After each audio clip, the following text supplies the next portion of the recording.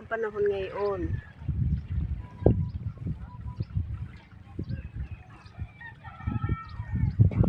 May mga naliligo bata kasi ang talagang dito po ay fresh air, fresh sariwang hangin ang iyong malalanghap.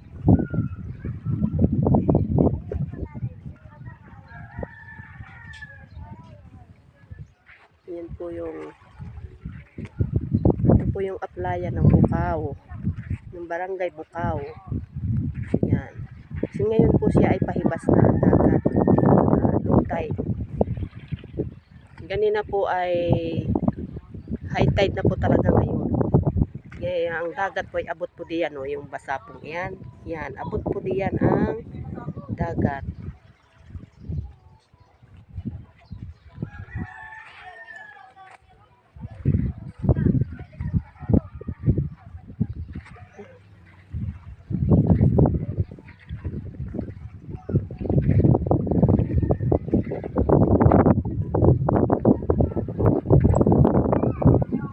Testingan kong kuha ng araw.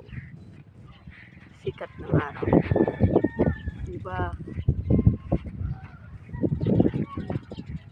Ayan. Ayan. Sakit sa mata. Yan na po ang araw. Medyo mataas-taas na.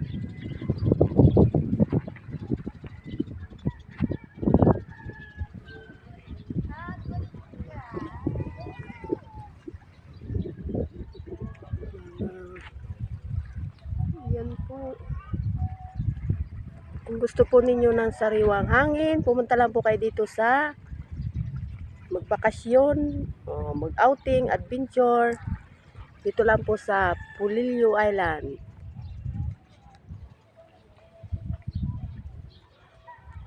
Ito po sa Quezon Province of Polillo Island. Yan. Ang ganda ng ulap. Ang ganda ng ulap. Yan. Nag-iiba-iba na po ang posisyon ng mga ulap po. May blue, may puti, at may itim. Pag nadaig po yung itim na ulap, ibig sabihin po may ulan. Pero po puti ang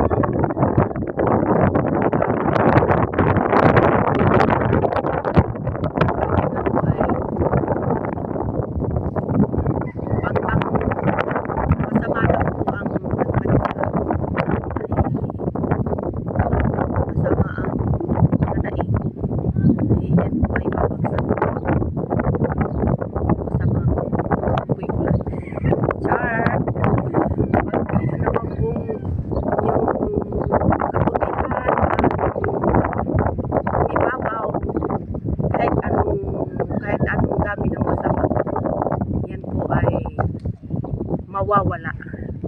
Isang iglap lang. Char, sabay ganun.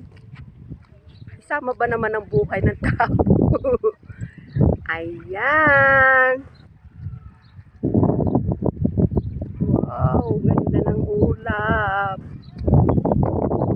Naibabaw na po ang puting ulap. White clouds.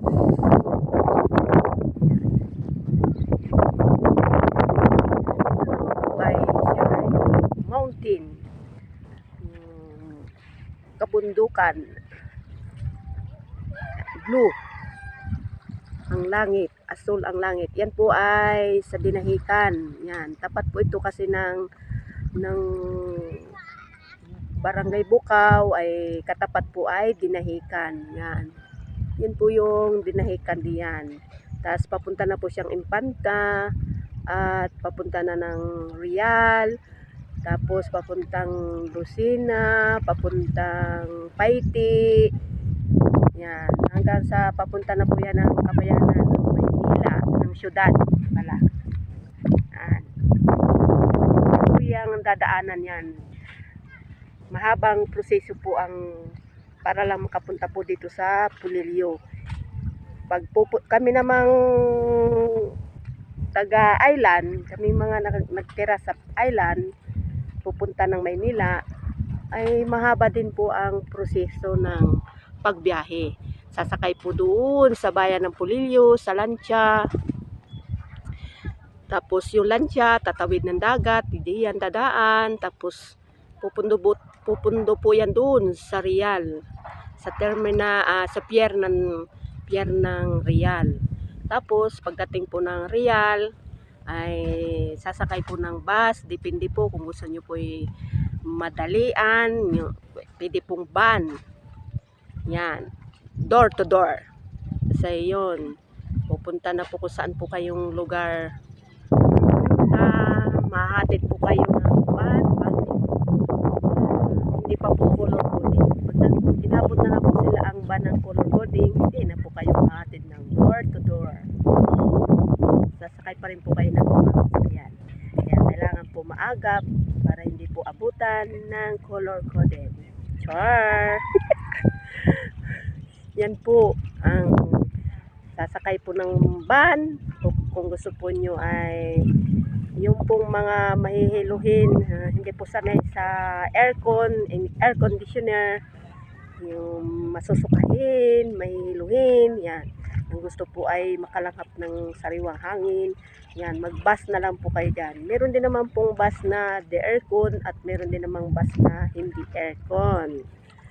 Yan, yung makakatingin ka ng habang ikaw ay nabiyahe ay nakikita mo bukas ang bintana at nakakakita ka ng mga tanawin. Yan, nalilibang ang mga mata. Pero pag yung aircon, syempre shield na shield yan, saradong bintana. Okay, yan.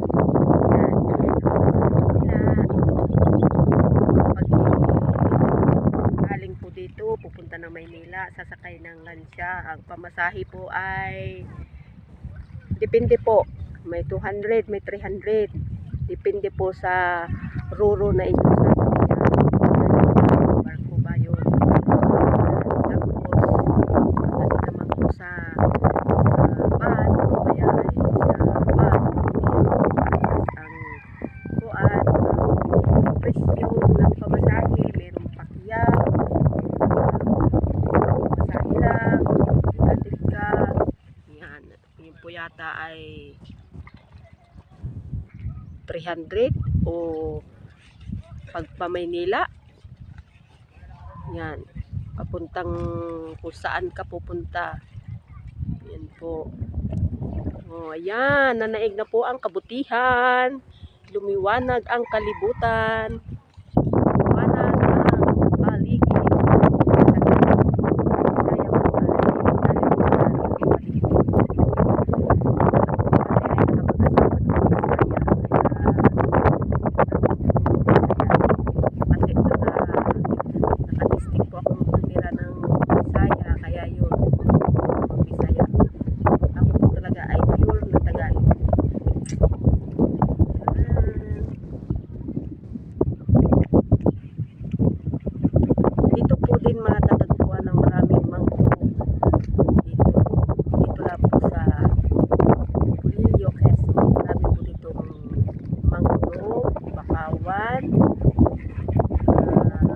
Sasa, ito po uso ang alak na sasa.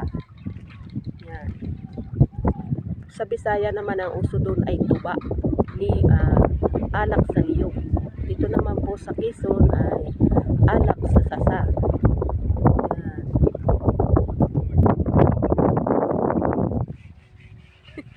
Yung pong aking mister ay naglilinis, tinatanggalan po niya ng lumot ang aming bangka. Ayan po siya. Kasi malumot na po. Baka po dumating si Master Rapid dito ay sakyan po yung aming motor kasi magbibideo siya. Yan po ang gagamitin niya. Kaya nililinisan na po ng aking husband para i-ready sa pagbabalik ng aking young master Rapid.